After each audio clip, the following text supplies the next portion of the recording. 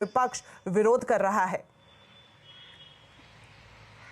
देखिए, इस सारे हंगामे की जड़ है वक्फ की संपत्ति।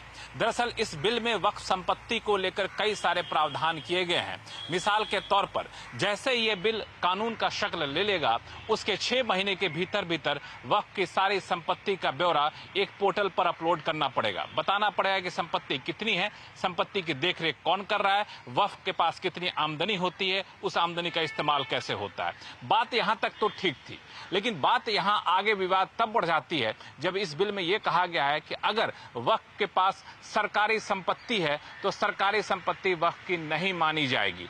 अब सरकारी संपत्ति है या नहीं है, यह विवाद सुलझाने का अधिकार राज्य वक्फ बोर्ड के पास नहीं होगा, बल्कि उस जिले के कलेक्टर के पास होगा। वो तय करेगा कि आखिर वो संपत्ति वक्फ की है या सरकारी संपत्ति है।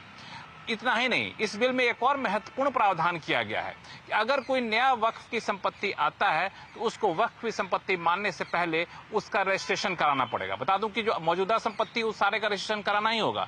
अब नई संपत्ति जो आएगी उसका भी आपको रजिस्ट्रेशन कराना पड़ेगा। रजिस्ट्रेशन कराने से पहले आपको एक आवेदन देना पड़ेगा। उस आवेदन की जांच उस जिले के कलेक्टर करेंगे और ये कहेंगे कि हाँ, ये वक्फ की संपत्ति के तौर पर रजिस्ट्रेशन हो सकता है कि नहीं हो सकता है। जब तक ये नो ऑब्जेक्शन सर्टिफिकेट नहीं देंगे तब तक नई संपत्ति, नई वक्फ संपत्ति का रजिस्ट्रेशन नहीं हो सकेगा। और ये जो अधिकार दिया गया है जिला कलेक्टर को, इसको लेके काफी ज्यादा विवाद पैदा यहाँ पर हो रहा है। और तीसरी महत्वपूर्ण बात यह है कि जो वक्फ बोर्ड है उसको ज्यादा समावेशी बनाया गया है, उसमें ज्यादा व्यापक सदस्यों को रखा गया है। तो ये भी एक महत्वपूर्ण बात है जिसको लेकर के कई गैर मुस्लिम सदस्य भी यहाँ पर हैं। किस समुदाय के लोग यहाँ पर होंगे, इसका प्रावधान किया गया है। तो इस तरह से कुछ प्रावधान है जिसको लेकर विवाद यहाँ पे उठ खड़ा हुआ है।